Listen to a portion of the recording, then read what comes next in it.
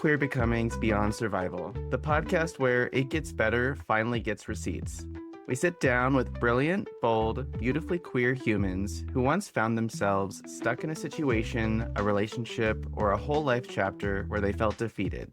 And then, through introspection, humility, courage, and action, they flip the script.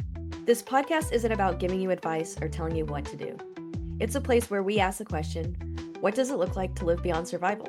We'll spotlight some of our most vulnerable and profound moments, the breakthroughs that took everything we had and reshaped our futures. These are real queer people sharing real queer victories. So buckle up, hydrate, and prepare to laugh, cry, and blurt out, "You did what?" Because right here, we're not just surviving, we're becoming.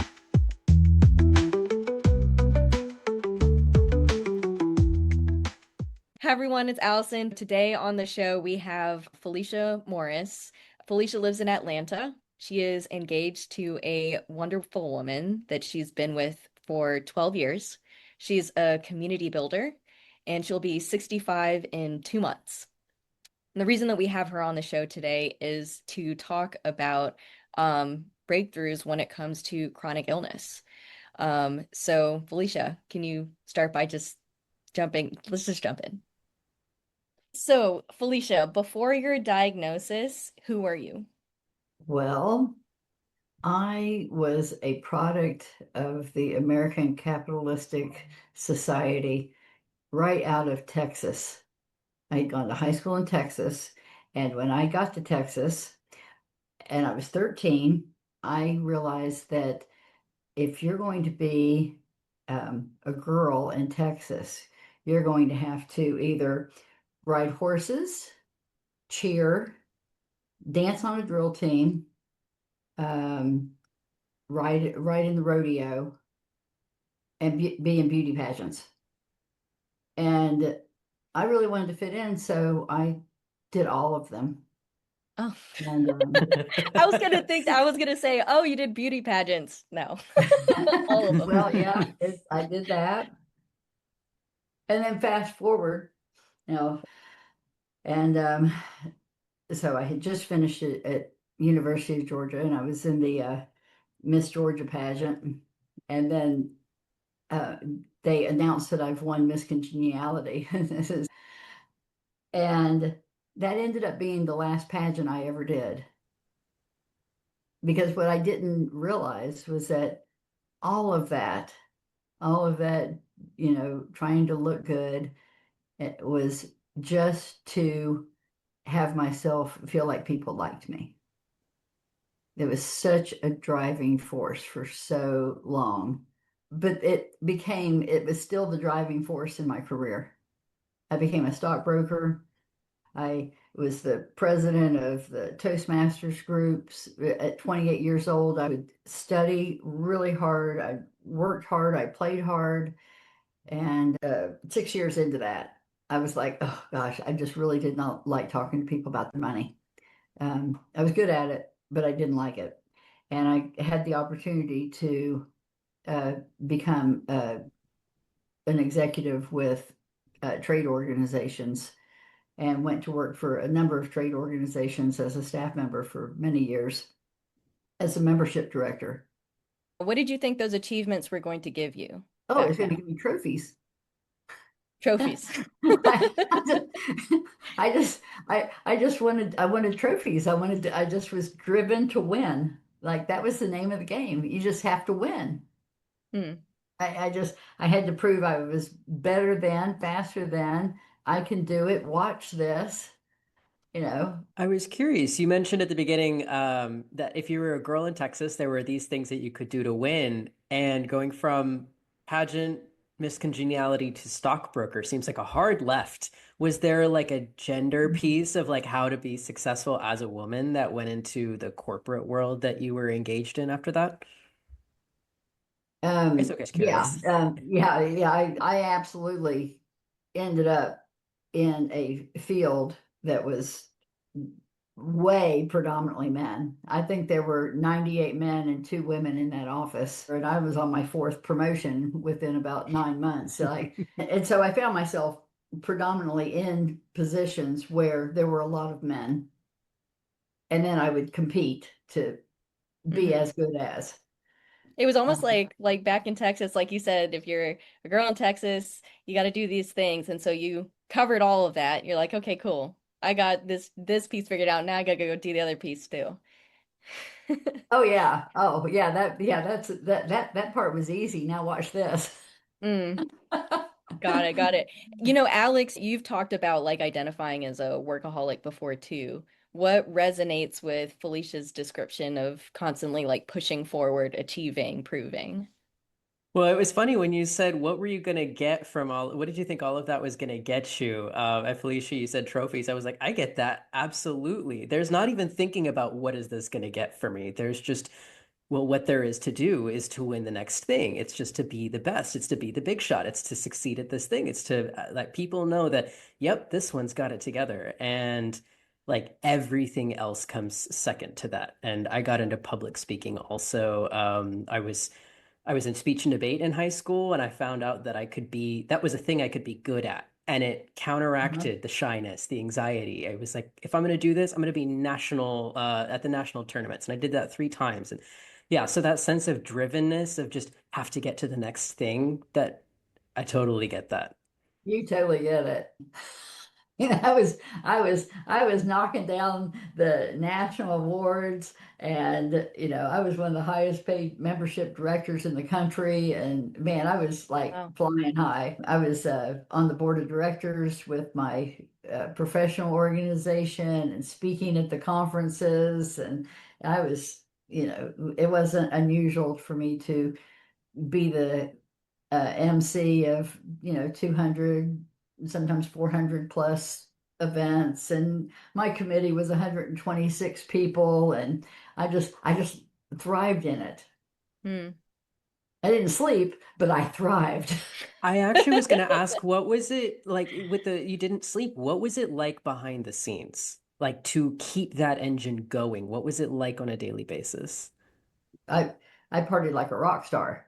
I would work 14 hours, and then I'd go smoke pot and drink with my friends, and then I would sleep like 4 hours, and then I'd get back up and do it again. And my relationships were never working.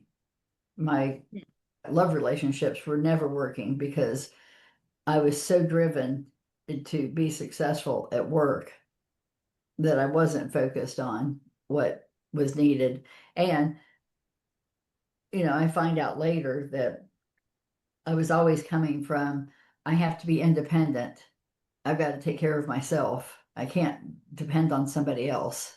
Hmm. I'm not going to end up in a situation where I'm married with children, and I feel trapped and can't get out. It's like that's not going to be my story.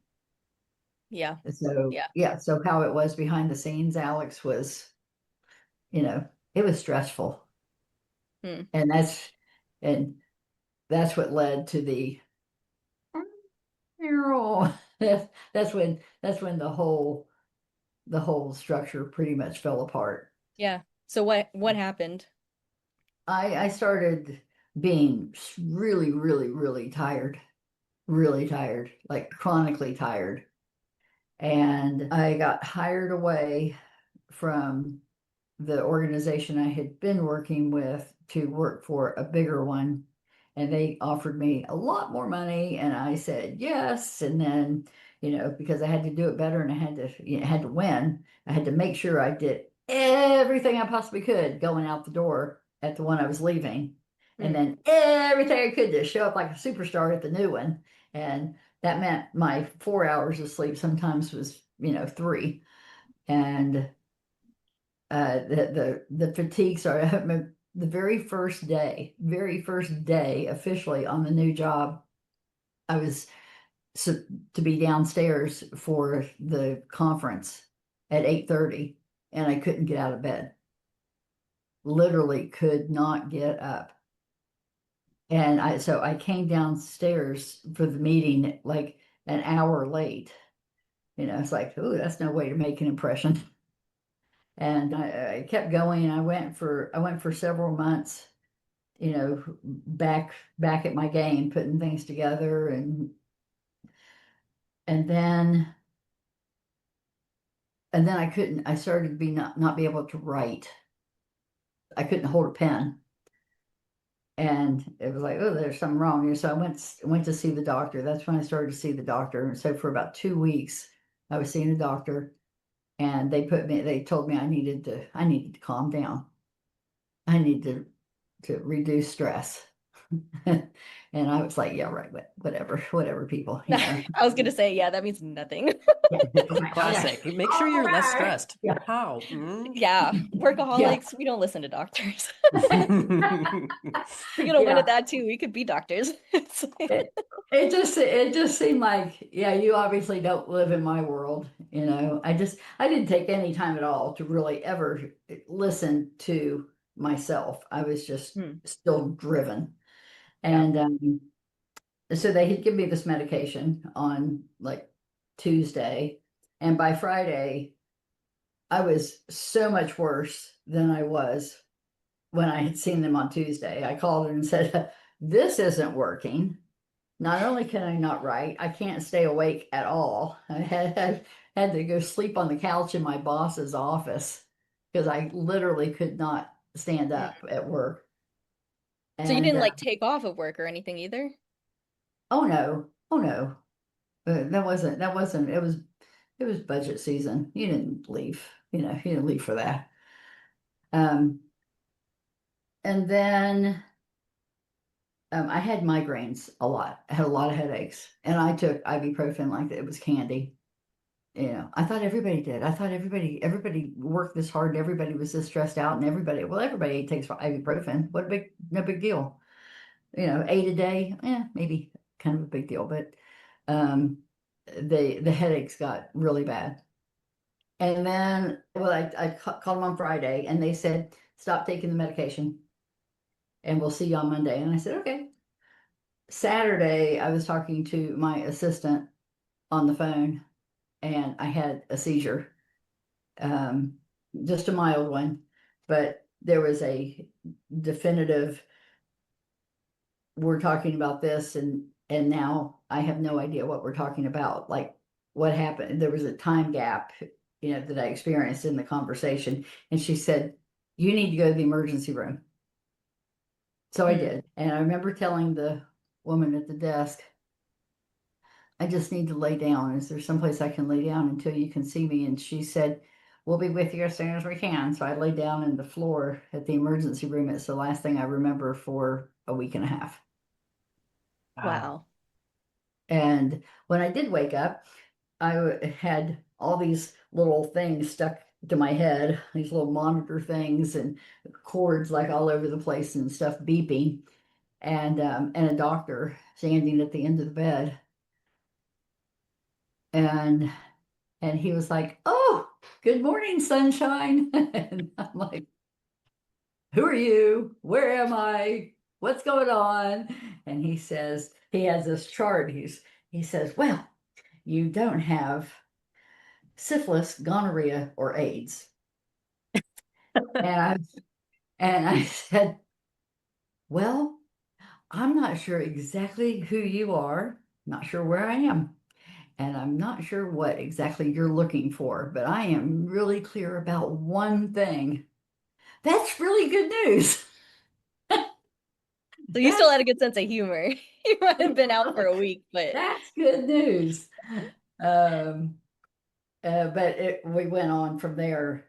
I had ended up having a grand mal seizure, that lasted for quite some time. hmm. And the uh, the CT scans and MRIs, showed them that I had 10 brain lesions, and they were like, "We're not sure how it got this bad before you got here," but that is how little I was paying attention to what was going on with me, and how driven I had been, was that I could just like push through that, and What was that like it's amazing. looking at those scans and hearing that you had 10 brain lesions? Because I mean, I know I've heard you've told me this story maybe two or three times, and every time you say 10 brain lesions, I'm like, how?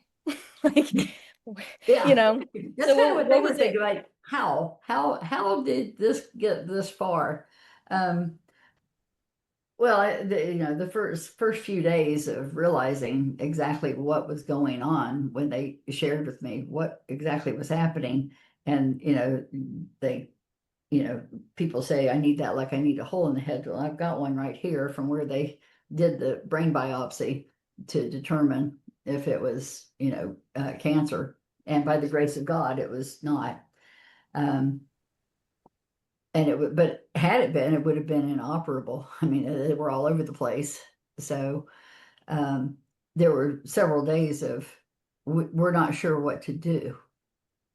We don't know if we can stop this. Hmm. We don't know what the treatment is yet. And so I was depressed for uh, several days. And I remember the first time they allowed me to, or helped me take a shower, and the muscle atrophy in just that week and a half was so extreme. I mean, I looked like I had aged 30 or 40 years. Hmm. I was like so freaked out by that. And like it was whatever I had wanted before I got sick, suddenly that it wasn't even a concern anymore. And there was no winning anymore. There was no I didn't care about winning at this point. This Alex, you'll be glad to know at some point you do. I guess you too have come to the point of winning is not everything. Yep. That was my point, was okay. But it wasn't because I consciously thought I don't want to win. I didn't have the capacity to want to win. It's like my brain or my body, just like it's like the emergency shut off system said, "Oh, you won't do it yourself? We'll turn it off." And suddenly it was, I couldn't speak clearly. I couldn't read. I couldn't do math. Um, Walking was unbelievably difficult. It really the reaction was like a stroke. It took my right side out. I mean, it just, you know, hey, we're going to the bathroom. Hey, right leg, you're coming with us, okay? You got to come on. We got to go. You have to come along. And yeah, going from a high achiever to that level of disability was eye-opening, and a pathway to being compassionate. I was never compassionate before this all happened. If you weren't doing it fast enough, or you weren't keeping up, you were just in the way, and I was like, off with you, I just, and there were, God, power that be, whatever, certainly sent a message of this is it. Here's a lesson for you. Like, don't be such an arrogant Karen. Like, like not everybody, including you now, is a high achiever, and you know, it, so I was one of those people. I could organize, I could juggle 5 or 6 different projects at one time, and you know, and still be going on to the next thing. And suddenly I have like no short-term memory. Can't remember what year it is. Have to wake up and go, is it summer or fall? I'd have to look outside to see if there were leaves on the tree to get some idea of what time of the year it was, and keep a calendar around just to have some semblance of normalcy. It was discombobulating at best. Um, and then I took on the okay, we're gonna do what the doctors say, and we're gonna recover, and That's all there was to do, was just one step in front of the other. And I had a doctor tell me that however much I recovered after a year is what I could expect. How much of my ability I would reclaim it over the first year. And by the grace of God, she was completely incorrect. So, to you and to anyone that is going to hear this, um, you have a whole lot more to say about how this is going to go if you end up in a situation like this than a doctor does. And that because I probably only recovered about 30% of my ability within a year. Even after 3 years, I was still having difficulty speaking. And How did you come to grips like that? Like, how did you have any of that make sense at all to go from being able to handle so much and like not even being able to understand why other people couldn't handle that to I don't know what time of year it is if I don't look outside. How, and to do that for a year, slowly making progress, how were you able to hold all of that and not be freaking out all the time every day? well, luckily, nature has a lot to do with that. The things that you think are so important when you're healthy, um, they just your focus changes when something like this happens.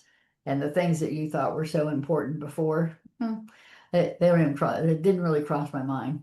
Uh, I did start working again part-time. My game was I wanted to go back to work. I mean, I was a workaholic, you know. So you're talking about a workaholic. That was stressful for me. I wanted to go back to work. That was the only thing that I was clear about. Um, and but the rest of it, um, that I didn't look as good. They pumped me full of steroids for months and months. It ended up being diagnosed as MS like 9 months later. But the things that I was concerned about before Alex, uh, I I just wasn't concerned with. I wanted to keep my job. So, Alex, one thing that I hear in Felicia's story is something that you've talked about, in relationship to your body. So you stopped relating to your body as something that's separate from your life.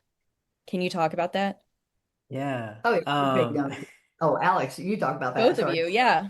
Yeah, it's all good. It's just that was something that Allison and I had talked about separately that was just so similar with how you have been sharing about your well-being in that journey, and that it was just starting to do things in a healthier way all around. Not like, oh, I'm going to eat more spinach and that's healthier, but genuinely the way that I live my life, it's it's not just I live my life and I have to pull my body along with me. It just has to deal with the beating that I give it. Um, I just a snapshot of context. I have Ehlers-Danlos syndrome, and it's basically a connective tissue disorder, and so the bones don't hold each other together the way that they're supposed to, and it's genetic. And my mom has it, and my grandma had it, and it's come down our family. I'm the first person to get a diagnosis. Um, and basically our joints will come apart. They'll dislocate, and I've had chronic pain for my whole life. And it was last year that basically I woke up one day and I couldn't move my head and I couldn't turn my neck. And I didn't know what was happening, and it kept getting worse, and the pain kept getting worse, and it wouldn't, I couldn't lie down, I couldn't sit up, I couldn't stand up without it being uncomfortable. And people gave me all kinds of advice, and none of it worked. And I would go to doctors, and they would say, we don't know what to do about this. And I ended up seeing a holistic physical therapist who helped me look at what is my whole lifestyle. I would also have stress issues, and the doctors would go, you should chill out. You should not be so stressed. Which big Yeah, help, right? yeah. We know that one. Yeah, right. Yeah. But yeah, when you Will said you come over here and pay all my bills? right, exactly. And when you Um, said it, everybody does this, right? Everybody doesn't sleep enough. Everybody works this much. Everybody takes, 4, 6, 8 ibuprofen a day. Like that was also, I was in that boat. Everybody does this. And so then I started looking at it matters how much sleep I get. It matters the food I put in my body. It matters what I spend my time on. It's not just, okay, I'm go, go, go, go, go, go, go, go, go, go, go, down, sleep for 6 hours, wake up, go, go. It just doesn't work. And I had to listen to my body. It wasn't really an option anymore. So when you're talking about like that, just options opened up in terms of you have a say in your life and your lifestyle and the way that you relate to your well-being, like I very much resonate with that. That's everything. Like I will happily say no to things. Maybe not happily, but I will say no to things if it's like I haven't slept sufficiently this week. I haven't mhm. had time to cook real food to put in my body this week. It's not going to work because I'll wake up and I won't be able to move. And then nothing happens. So as you're sharing about this, I love that it's not just, oh, I took a medication and it fixed it all. Or, I did one particular treatment and it fixed it all. That it's about the relationship we have with Oh, what our yeah. life is and the impact it has on our body and the impact our body has on our life, and that it's all kind of one thing rather than two separate things. Absolutely. Yes. Yes. Your body's coming along or not, if you don't treat it well. So for the period of, what did you say, like 9 months? It was 9 months between when you had the seizure and were in the emergency room and then when you were diagnosed with MS? Mhm. Okay. And did Yeah, anything the did anything initial change for you when they said that it was MS? Did you like know what it my was? doctor, sorry, go ahead. No, I was like, did you know what it was? Like what did that mean No, to I you? had no idea what it was. I really had no Okay. idea. It's not something that runs in my family, so it wasn't like, oh, my grandmother had that, nothing like that. Um, and my doctor, my neurologist at the time, man, he was so good. It he he like passes me in the hall, literally at the office, and he says, "Yeah, I'm changing the diagnosis to MS." He says, and I've ordered up um, a drug of shots that you've got to start a regimen on this next week. And he said he turned back as he was walking down the hall, and he said, "It's not a death sentence. You're going to be okay."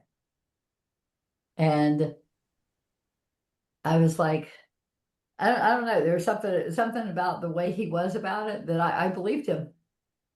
It was like, okay, I got that.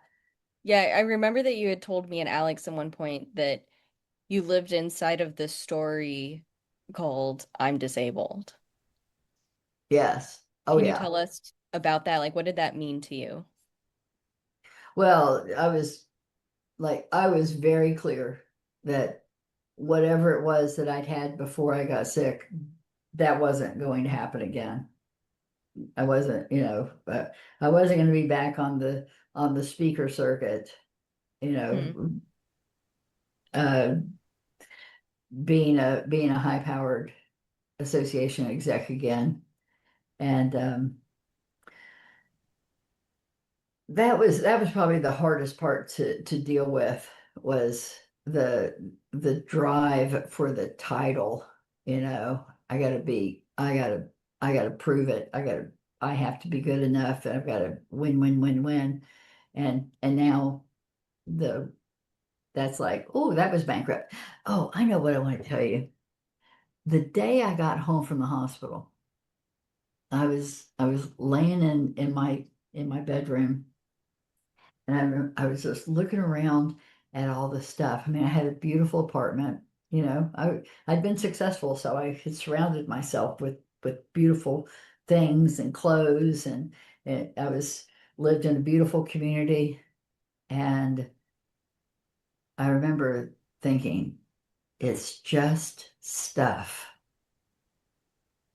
And I'd hear people say, sometimes, well, you can't take it with you, what are you chasing all this stuff for, and I really got in the moment.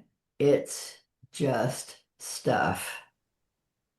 And And then the outpouring of the love and support that I got really clear in that year that the name of the game was the relationships and the people, and no, it wasn't about the stuff. Not that stuff is bad, and stuff is, I still like stuff, you know. I don't want people to think, oh, you know, there was a moment of, well, maybe I should get a spoon in a bowl and be like Mother Teresa, but I never did that. But I never gave up all my stuff, you know. But I It's did. funny how I think, like, you know, you can, like you said, you can hear people say something over and over in different ways to try to like get a point through to you. And until like you're open enough to hear it, it just doesn't hit the same. Oh And yeah, it's like it took all when of this that, like it took that physical breakdown of your body for you to see that. Wow. oh, in the world of uncoachable, I I was in, you know, I was first place. I didn't know it was a competition, but if they'd been giving trophies for being uncoachable, I would have gotten the trophy because Well, why I would was you be clear. coachable? You were already winning. Absolutely. I already knew. Oh, when I was 26 years old, I already knew everything. It used to just make me crazy. It made me crazy. I'd be like, I am so smart, and I have blessed you with my opinion. And I've given you advice, and you're not taking it. What is wrong with you? I mean, I was so arrogant. Oh my God. I but It's just it's funny hearing that now because I can't imagine that. You know, like we've known each other for a couple of years, and the idea of you being that way is like so bizarre to me. well, Uh, I smiled and I was funny when I was doing it, but I was vicious. that's right. Miss Congeniality. Yeah. I, um, yeah, it just used to make me nuts when people would do things and not take my advice. And I had a wasteland of people that I just didn't talk to anymore because they didn't do what I said. I mean, it was disgusting now that I look back, but that's how it was. I thought I knew better. And I really believed that what I thought was true. Hmm. Yeah, Um, I'm with which you. leads to I'm sitting in my neurologist's office one day, and I overhear the MRI representative speaking to my doctor's, and she is inviting her to a course that she took that weekend. And there was nobody else in the waiting room, so I heard the conversation just like she was sitting right beside me. And when she was talking about how the course was and what she got from it, I thought, you know, it might be a good time for me to go take that class.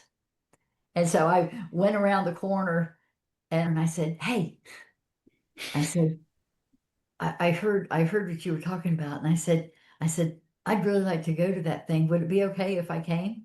And she was like, "Sure."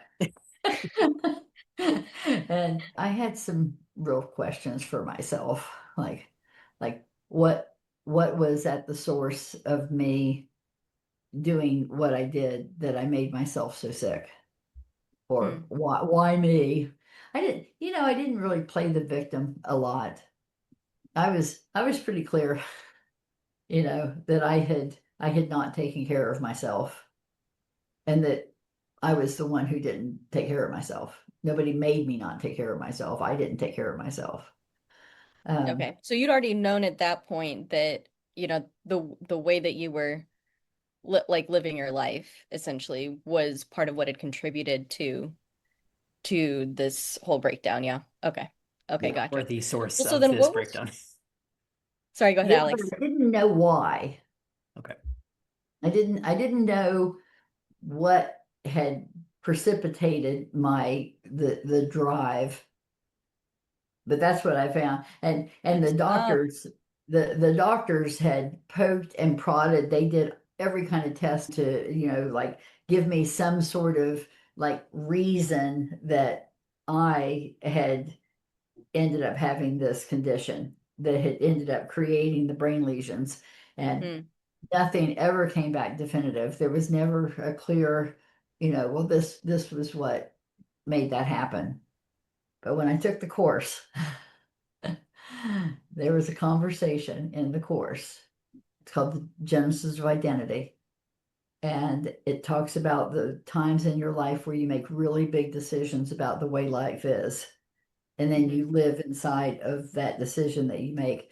When I was 13, I said, what do I have to do to fit in? And that was when I was in Texas. I wasn't like them. I didn't fit in. And what I did was I made the decision, I've got to do whatever they want to do so that I fit in. And that meant anything.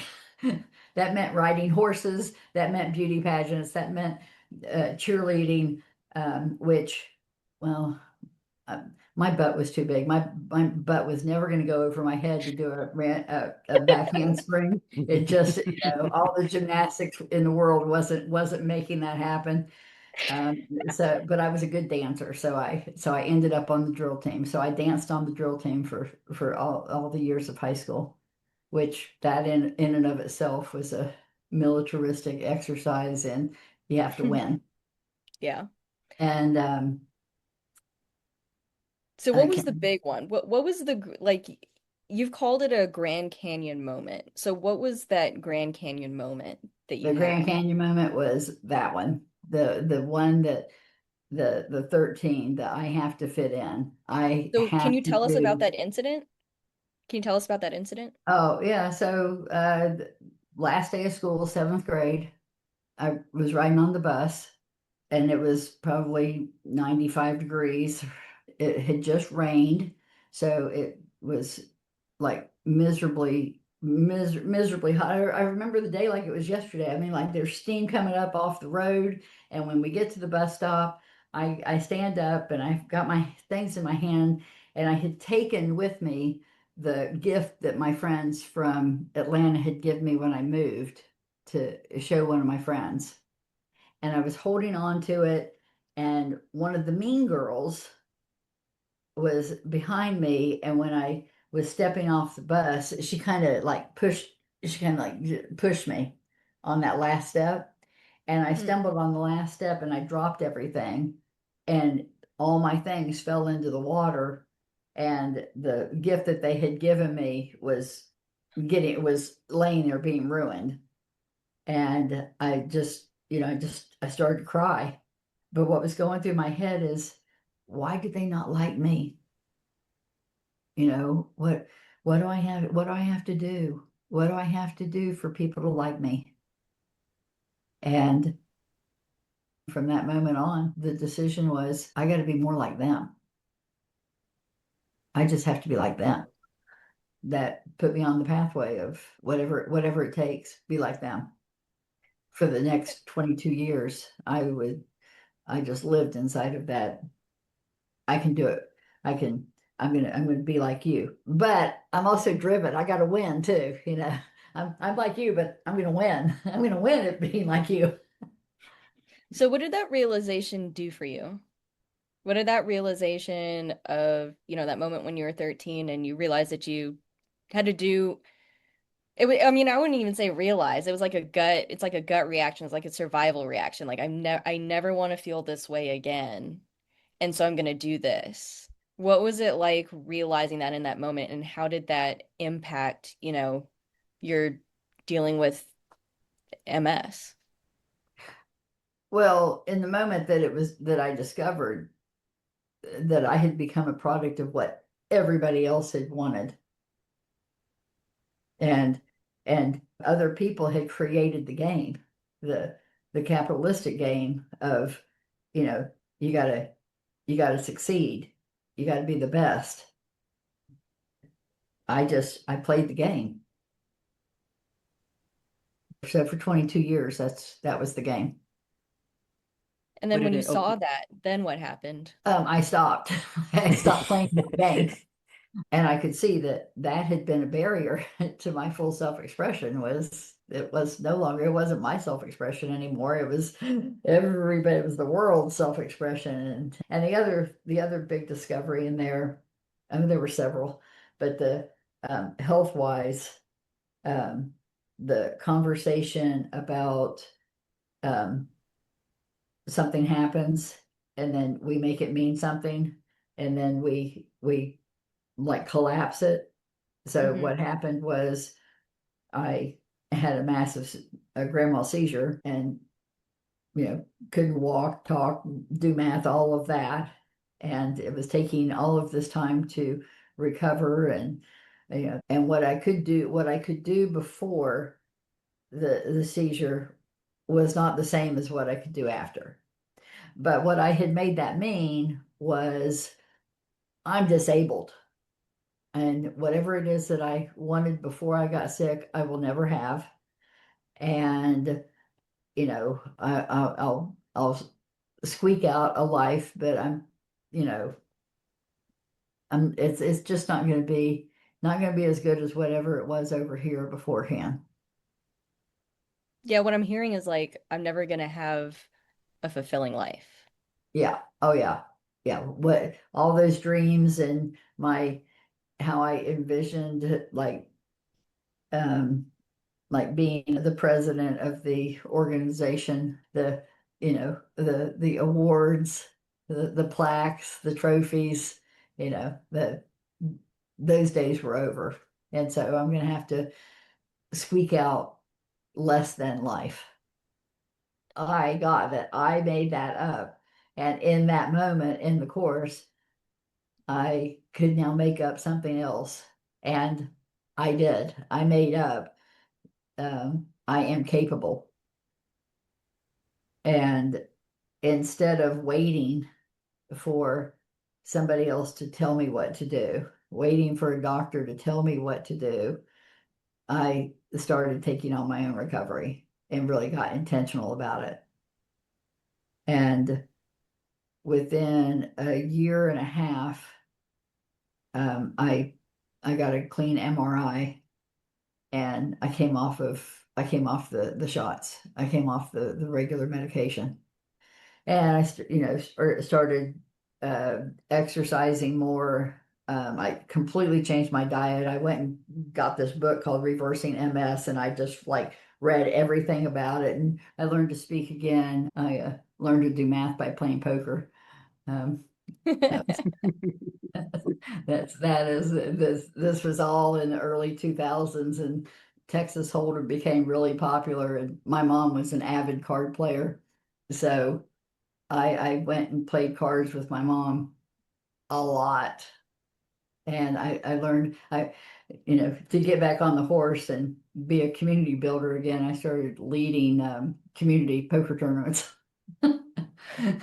um, I went back to work. I created my own company. I went back to work part-time, and it I was right about one thing. It wasn't like it was before. I didn't have the capacity that I'd had before, but I still was effective.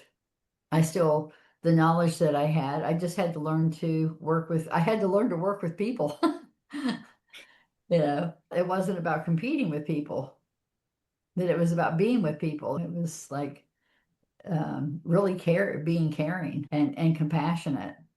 And I became much more effective at building teams and projects, and had several really successful projects over the next couple of years without nearly the number of hours. And yeah, it did. It stopped the brain lesions. What did your doctors say about that? Good job. Well, I had, by the time that happened, by the time I got that clear MRI, I had made a lot of changes in my life about the way I lived my life. And that clear MRI didn't come until about a year after I had taken the Landmark Forum. Gotcha. You know, what I love the most about what you're sharing is that, yeah, like everybody out there wants a quick fix, right? And I know like sometimes when we talk about any type of program, but like the forum, it's like 3 days or whatever. What I love about your story is that it's not like you know, did this 3 day program and then you were healed and there's all your brain lesions gone, right?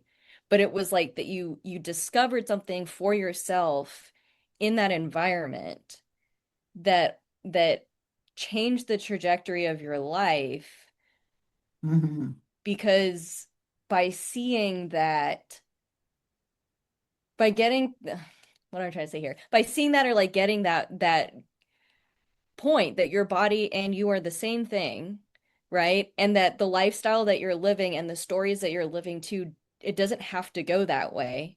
You've been stuck inside of it, but you can change that. And then it took a year. It took a year of actually making those changes, but then it didn't, I mean, it wasn't like a burden to be doing those things. It was, again, like not running away from something, but running towards something. And Oh, then a it year later, you know, yeah, like I guess what I'm trying to like bring home here is like, yeah, there isn't a quick fix to these things, but there can be these moments where it just opened your whole world up to a different way of living life that really works for you and gets you to the type of life that you want.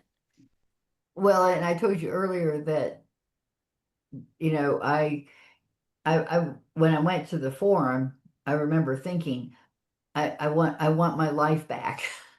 I want, the decision over here. I'm never going to have what I wanted. It's going to be a subpar life, but I'll struggle Mhm. through. Victim. Oh, poor Yeah. me. But I do want to share because we're probably coming up on the end time. All the diet changes, the exercise, the the spiritual practices, the transformational courses, all of it, put all of it together. And there was one thing that I just did not break through, and that was the chronic fatigue. I mean, for years now, I would have to sleep if I was driving to Augusta to see my family. It's only 2.5 hours away, but I normally would have to stop twice on the way down there and sleep for 15 minutes. I could sleep on concrete. The pain thing I just kind of got used to, but that chronic Gotcha. fatigue thing was just awful. I was sharing with some people that I was going to go get stem cell injections, but that was about a $12,000 investment out of pocket that I could see coming. And I was really wigged out by where are those coming from? Where are those stem cells coming from? I wanted a camera on the extraction point, and I wanted that camera to follow it all the way to the doctor's office. I wanted to know, like, what is this? Um, and was sharing that I was going to do this, and one of them said, "Have you tried the stem cell patches?" And I was like, I don't know what that is. But on the day that I finally was like, that's it. I'm either beginning to put the money towards the stem cell injections or something. I'm doing something different. I called her and I said, okay, tell me what's this thing that you're talking about, these patches? And she said, well, a scientist has broken the code on how to wake up your own stem cells. And I was like, okay, I'm listening. Like, I didn't know I had stem cells to wake up, but I'm listening. And she said, yeah, and it's all light therapy. And I was like, yeah, this sounds really woo-woo. And and so you're telling me you put this little patch on, and with light therapy, you don't have to do anything, and it wakes up your stem cells, and then you're not as tired. And then I was like, I'm going to try this. And so I ended up Did getting it work some, out for you? the what? Did it work out for you? The patches? unbelievable. On the fifth day, on the third day, I noticed that my skin was clearer, and on the fifth day, I like woke up, and there was such a distinct difference in the sleep that I had gotten, the Mhm. level of sleep I had gotten, and then the experience of being awake. It was like being woken up for the first time in 24 years, Wow. or actually more than that, because I was diagnosed in 99. So that was, that's now 27. So it was 25 years. It was the 25th year after diagnosis. It was like, That's and awesome. That's amazing. it, so they look like this. That's what they look like. And Allison, I know you tried them, and you know, um, and you know what? I've shared them with hundreds of people now. I share the Landmark Forum with people, and I share LifeWave's stem cell patches, because those are the two things in my life that have made my quality of life so much better and been the answer to something that I sought for so long. Mm. So Now, now, what ended up transpiring through all of this is my life is amazing. It's just amazing. And it's so much more than what I ever anticipated that it would be before I got sick. I mean, yeah, I can't even imagine. I never would have had the relationships that I have now in my life had it kept going that way. So one of those relationships that you have in your life now is with your current partner. We'd love to know just, would you share what that journey was like? Um, so one of the reasons I went to the Landmark Forum was to discover, why was I 40 and had never married? I mean, like in high school, I was like most likely to be married, and I huh. ended up to become like a big professional, and the most likely to succeed had 4 children, like within 3 years. So it was like, what is it that has me just consistently putting myself in relationships that don't work? I discovered what that was, that desire to win. I just didn't take time for things like really having a relationship. There's And no room for so it's love and never winning. really available.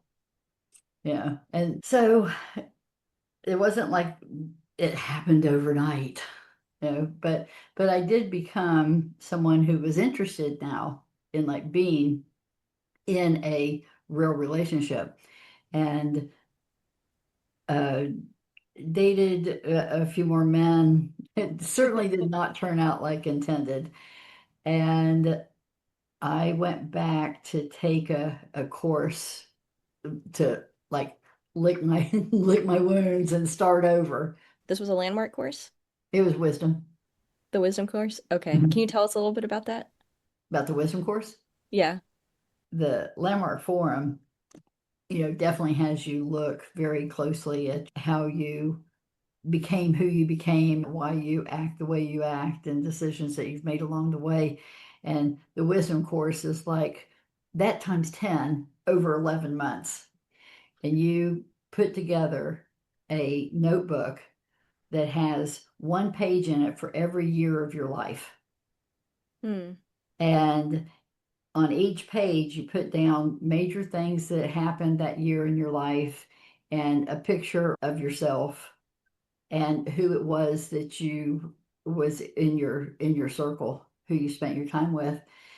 And then you like are in conversations with people in this community over the 11 months. And as you are speaking, people hear what you say. Like I said one day in a class that, well, looks are deceiving. And then you take, and somebody wrote it down on a little note, and then you would look back to see, when did you start saying that? Ooh. And I looked back and I could see that I had accidentally gotten married not long, like really right after taking the landmark forum for the wrong reasons.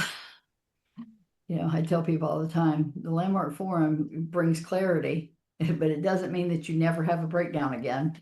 So I look back in my autobiography, and as soon as I got to that page, I was like, oh yeah, that he looked like the one. And he was not. And so I put that sticky note on there, but it gives you the opportunity to see where you started creating things that you put into your future, decisions that are put into your future, and you can start, creating new conversations around that. I was in this homework group, and every week we would go do our assignments together, and that's where I met Marjorie McCrae. She had always dated women and was coming out of a 18-year relationship. And so she was kind of there to recreate her life too. And so, she dated women, I dated men. And so there was just nothing between us. We just shared our life. We shared what we were up to. We shared what we cared about.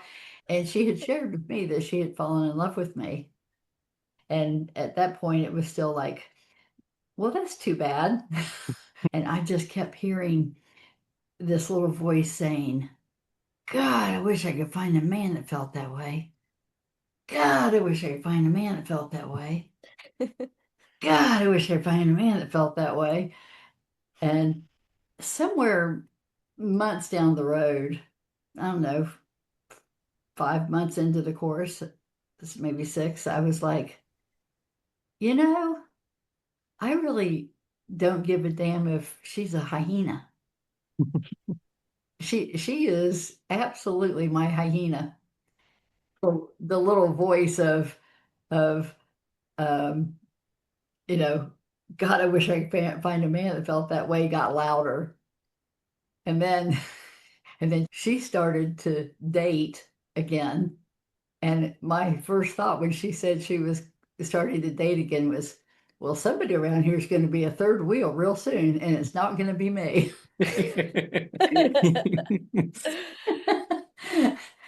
I was 53 at the time. I just decided I didn't really care what anybody else thought, that this was the most loving, generative, life-giving relationship I ever had had. Oh. And I wasn't walking away. So I called her up one day and I said, let's go out on a date. And she was like, what? And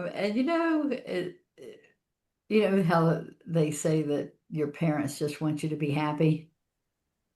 That was certainly my experience. And my mom had already passed, but my dad, who, like Mr. Right Wing, he he loved her. When he was alive, he loved her, and he was surprisingly accepting of our relationship, um, and everybody around us. It could just see that we loved each other, and that's what really matters.